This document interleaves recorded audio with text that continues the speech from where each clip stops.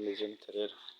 Okay, reka mfate uyu mwanya nsubize ikibazo cy'abantu bambajije uburyo umuntu agura USDT kuri Binance akoresheje P2P. Urafungura Binance yawe, ndagira ngo byihute video ntibe ndende, ni ibintu byoroshye. Fungura Binance yawe, hanyuma uze hano kuri home, uze handitse trade, ndakeka murahabona, kampabereke ahangaha, ukarindira bigafunguka, turindire hafunguke, nibwo buryo bworoshye. Hanyuma muri aya magambo uri hejuru urabonamo ijambo P2P, ngiri hano P2P cyangwa se peer to peer, ukayikandaho ugategereza. Hano iyo ugiye kugura cyangwa kugurisha ugomba kubanza kureba hano hejuru niba hari ijambo Rwanda cyangwa se ko ushaka gukoresha amanyarwanda. Haba harimo amafaranga menshi bitewe n'igihugu urimo. Iyo uri muri Tanzania cyangwa se ahandi mu gihugu aho uri hose bitewe n'amafaranga mukoresha, ndakeka yaba ari Burundi yaba ari hehe, ariko twebwe ko duherereye mu Rwanda dushyiramo amanyarwanda. Urareba ko harimo ibihugu byinshi. Binance rwose ibijyanye na P2P ni ibintu byiza cyane. Urareba idolari ngiye kurigura aya mafaranga ahangaha muri Binance niho honyine ushobora gusanga ibiciro by'amadolari biri hejuru cyane.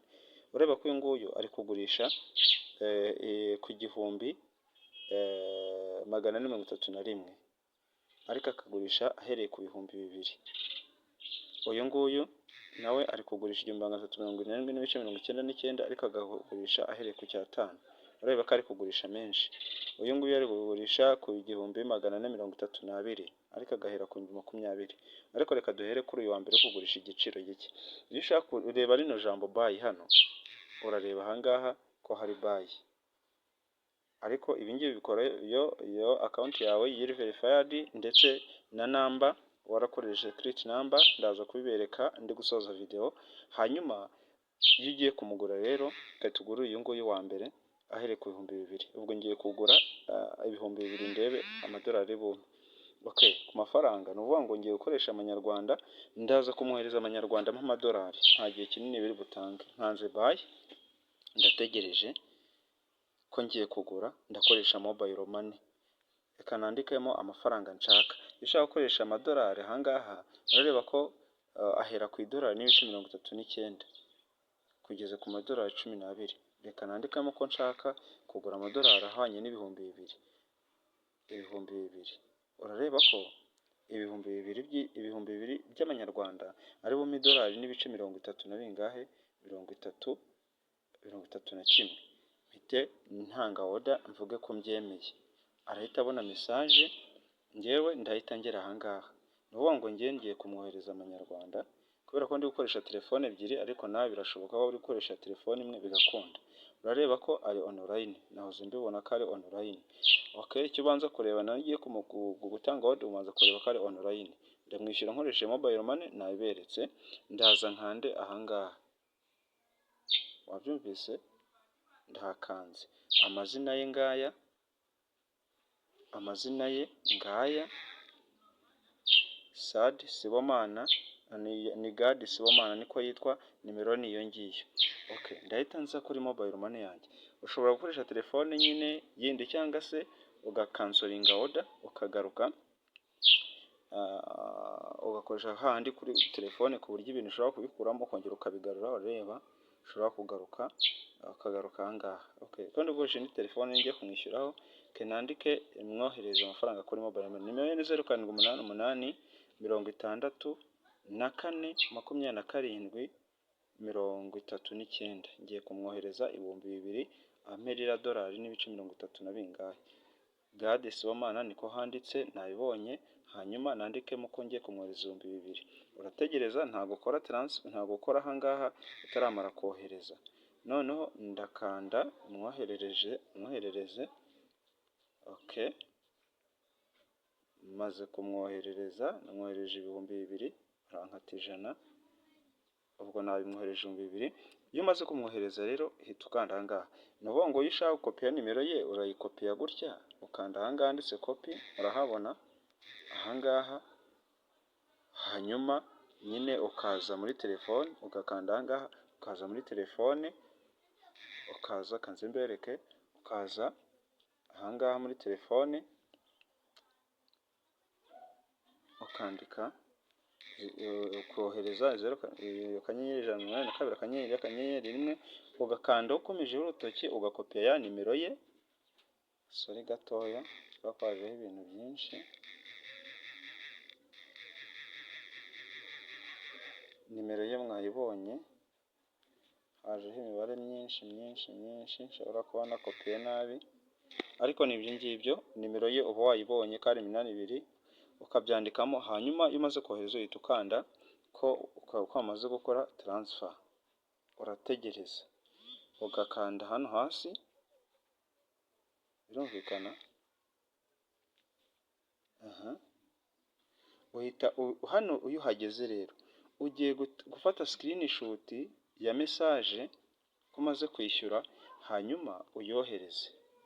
Kanze ndebe message rero yuko namwohereje, nyifate screenshot hanyuma nyitange hano kuri Binance. Hano nta buriganya bubamo nkuko nabibabwiye, uhita utanga screenshot bakabona ko wamwishyuye.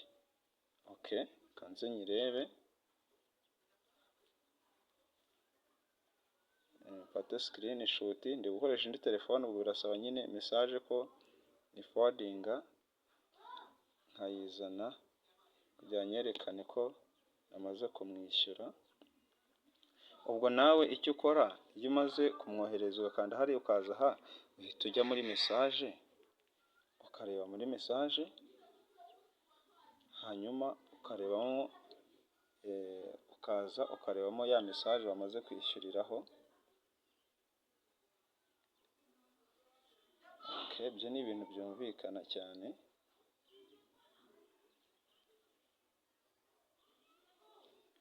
Kanze ndebe nimero ndi gukoresha,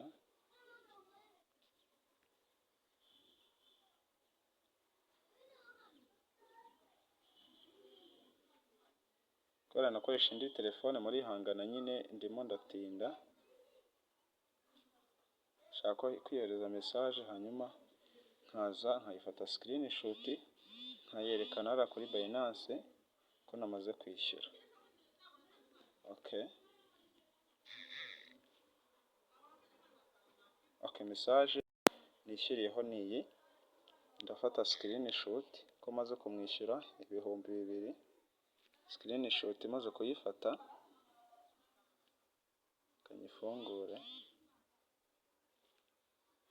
ngaruke muri Binance yanjye, ndakanda hano hejuru hariya mubona ko ngiye gukora udutasike 3 kugira ngo baze kunyohereza amadolari.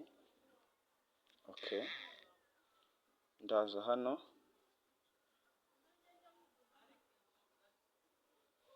ntegereze bifunguke, nze mu mafoto,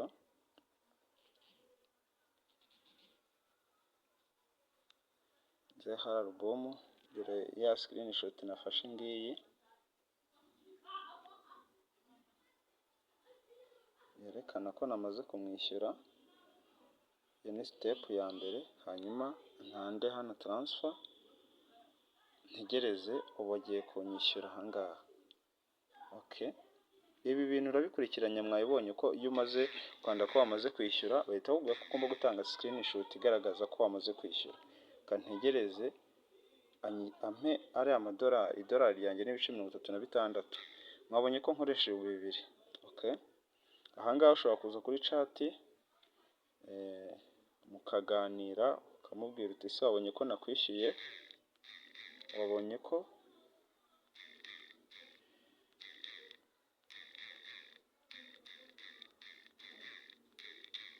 yari online, nawe ahita abibona, cyangwa se ugafata ya nimero ye ukamuhamagara niba ari gutinda kukwishyura.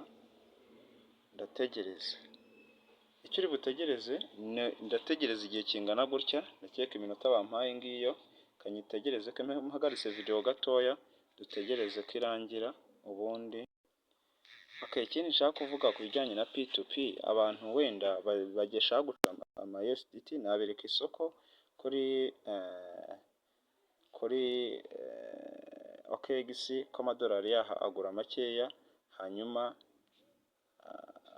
bakaba nabo bagira gute, bakaba nabo batangira kugurisha muri uburyo bwa P2P, uburyo bacuruzamo bavunjira abantu muri ubwo buryo, ugatanga amanyarwanda bakaguha amadolari cyangwa se ugatanga amadolari bakaguha amanyarwanda. Ndacyategereje, nsubire inyuma ndaza kureba oda nyuma ndebe ko ari online. Nguyu niwe naguriye, niwe ari kugurisha ku giciro kiri hasi. Urareba ko ari uri kugurisha makeya kubera ko afite amadolari makeya, ahera ku 2,000 kugera ku 17,000. Afite amadolari angahe? 12 n'ibice 70 ingahe. N'uyu nguyu ahera ku idolari, arimo aragurisha ari kugurisha ku 1,399, ariko agahera ku cyatanu agahera kugeza ku 8,000 kubera afite amadolari makeya. Urareba ko uburyo bagenda bagurisha ni uko nguko, idolari ni uko bari kurigurisha. Urareba ko iyo ngari ku 1,436 agahera ku cyatanu. Ureba n'uyu nguyu ari kugurisha menshi, ubundi uba ugomba kureba uri kugurisha make. N'ubu ngo ari kugurisha amadolari ku giciro kiri hejuru. Hano hasi hose, bano bo hasi bari kugurisha amadolari. Ureba ko nk'uyu nguyu ari kugurisha idolari, ari kurigurisha, uyu nguyu ari kurigurisha ahereye ku cyatandatu agahera ku 2,000. Ushaka wamugurira nyine, ubonye nawe wamugurira kuri aya mafaranga wamugurira, ariko uyaguze. Reka turebe noneho kuri seri, wowe ugiye kugurisha amadolari. Iyo ugiye kugurisha amadolari uza hano handitse seri nyine. Urareba ko ninjya kugurisha, uri kureba se, ushobora kugurisha uyu nguyu uri kugurisha ku 631, ariko agahera ku 15,000. Wanga ufite amadolari makeya ntabwo ahera ku 15,000 kugeza kuri miliyoni. Nibyo afiteho amadolari 300. Niba ndabibona neza, afite amadolari 300 cyane 30,000. Afite amadolari 30,000 by'idolari. Murimo murabibona ko afite amadolari 30,000. Umva ni amafaranga menshi. 30,000 by'idolari ni hafi miliyoni 30 zirenga. Abangaba babigize umwuga. Urareba uyu nguyu ushobora kumugurisha ariko uhereye ku 15,000. Ubwo nawe urabyumva. Ahangaha uyu bari kugurisha ku 1,000, niba uri kugurisha miliyoni, ari kugurisha ku 1,428. Urimo urabibona, ariko akagurisha ahereye ku madolari angahe? Ari guhera ku 100,000 kugeza kuri 1,400,000. Iyo ushaka kugurisha rero ureba amugurisha menshi, ariko ukabanza ukareba amafaranga afite. Urareba ko benshi uyu ari guhera ku cyatanu, umugurishije idolari ari guhera ku cyatanu. Ubwo ahangaha aba uri kumuha ama USDT akaguha amadolari. Kuri bayi ugomba kubisobanukirwa. Kuri bayi hano uba uri gutanga amanyarwanda bakaguha iki? Amadolari. Ariko kuri seri uba uri gutanga amadolari bakaguha amanyarwanda. Ndakeka byumvikanye. Kanze turebe ko yamaze kunyohereza amadolari yanjye kuri oda natanze tayari. Ndategereza iriya minota irangire. Namwandikiye ariko sinzi niba ubutumwa bwanjye yabubonye. Ntabwo bitwara igihe kinini. Ndategereza njyewe nze kureba ko yamaze kugira gute, yamaze kunyishyura. Ushobora no kumuhamagara ukamubaza niba yabonye mesaje yawe, birashoboka.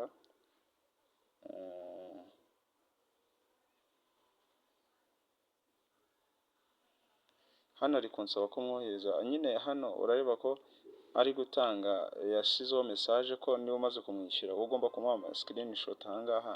Ariko reka tubikore. Aho kubera ko step 3 zitararangira hariya, niyo mpamvu ngomba gutegereza iriya minota ikarangira. Reka tuze turebe ya screenshot ari kunsaba ko namwoherereza, hanyuma nyimwoherereze.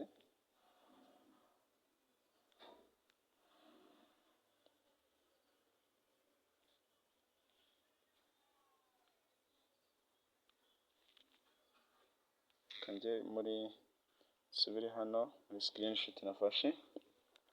kubera ko nakoresha indi telefone ntabwo biba bigaragara neza, nyine bigaragara ko message nayohereje.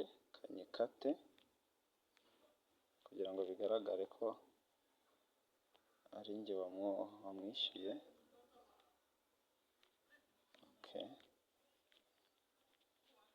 Ndakeka utuntu twose muba muri kutureba, ariko yakoresha telefone nyine ariyo iri no kuguriraho biba byoroshye. Ndakeka biragaragara hano. Nsubire inyuma, nsubire kuri Binance, uza aho wakanda ugasubira hahandi wavuye. Nkareba message ya mbere yayindi, dore ngiyi ko namaze kumwishyura, kayimwoherereza gutya nabyo ntacyo biba bitwaye, kandi urabona ko ari online, ahita abibona ko namaze kumwishyura. Rero video yanjye ndabona imaze akanya, ariko muze kwihangana, nagira ngo mbibereke byose mubikurikirane, ntabwo nayihagarika iriya minota itararangira. Kantegereze iriya minota irangire, ubundi turebe mbe ngira utundi mbigisha kuri Binance.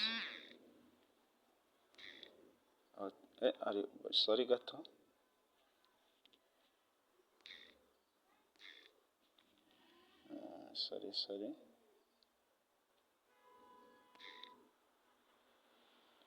Iriya minota 6 ushobora kuba ataramara kuyashyiraho, ndategereza.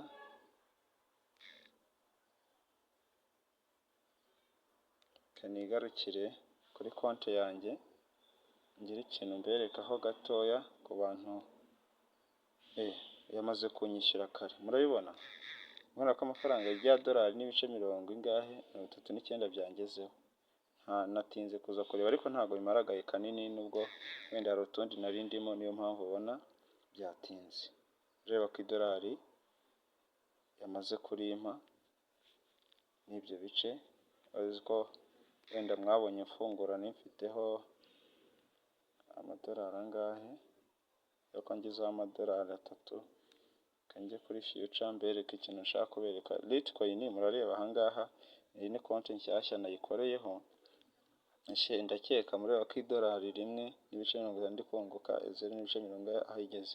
Ni ukuvuga ngo rero ibyo ngibyo si byo nshaka kubereka, ahubwo ndashaka kuzabakora video ko mfiteho amadolari 4 yuko ushobora gukora trading. Ndaza gukora video mbereka uburyo ushobora nawe kuba watangira gukora trading muri Binance. Mwabonye rero uburyo bwa P2P ni uburyo bworoshye. Namuhaye screenshot ko namaze kumwishyura. Ndakeka mwabibonye neza cyane. Ubwo ngubwo mvuge ngo nakagaruka, nongere mbasubiremo. Uza hano kuri trade, ukareba ijambo P2P ngiri peer to peer, hanyuma hano hejuru ugomba kumekinga sure ko harimo nyarwanda, kubera ko ugiye kumuha amanyarwanda guha amadolari. Iyo ushaka kugurisha amadolari yawe uyashyira muri founding, ubwo nabyo nzabibereka ngiye kugurisha ariya, mbereka uburyo bikorwamo.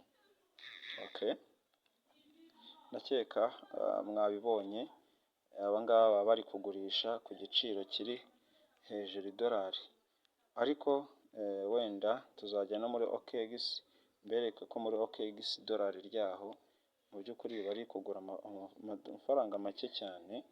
Wenda si ako kanya, ariko no kuri OKX uburyo ugura Usdt ushobora no gukoramo trading, nabyo ntacyo bitwaye, byose aba ari ibintu bimwe. Mwakoze cyane rero, kora subscribe kuri YouTube channel yacu ya Free Airdrop. Hano tunyuzaho ibintu bitandukanye, mining, tukagezaho n'iyi future trading uburyo ikorwamo, byose turabikora. N'aha ngaha rero muri OKX ushaka gukora P2P uraza. Bari kumbwira ko nkora update ya application, ariko reka mbe mbyihoreye. Uraza aha ngaha ugakanda hano hejuru, aha niba ukoresha OKX, hanyuma ugafungura.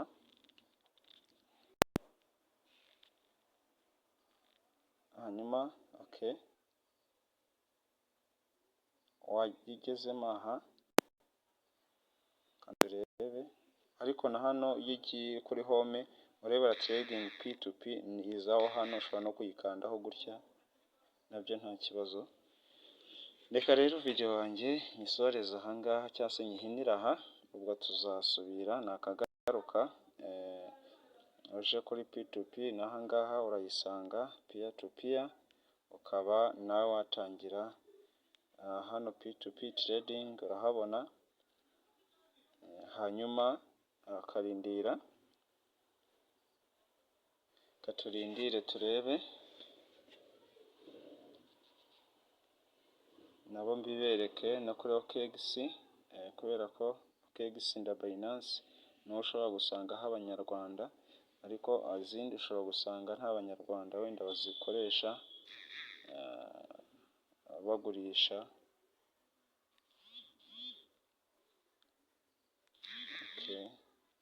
Kubera ko itari update niyo mpamvu ubona bitari gukunda, cyangwa se network nazo zikaba ari nkeya.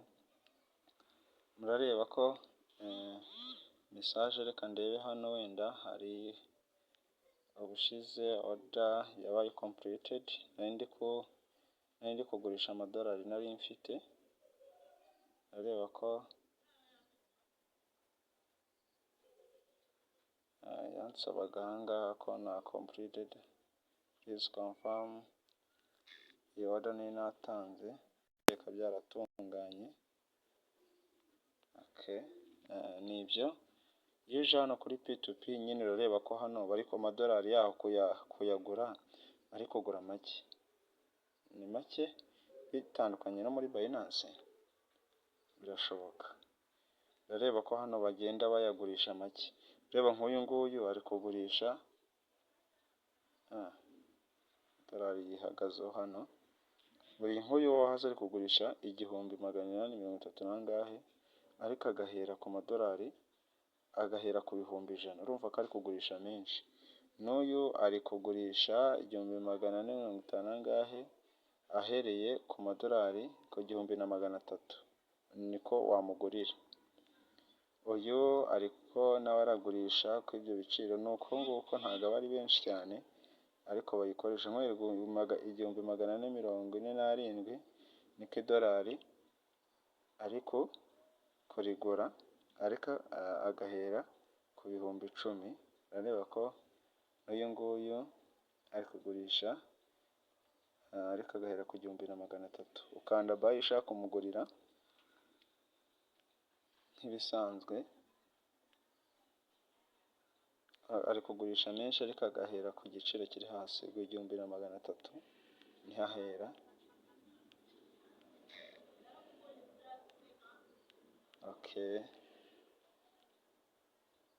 Naho nzabakora video y'uko bikorwamo.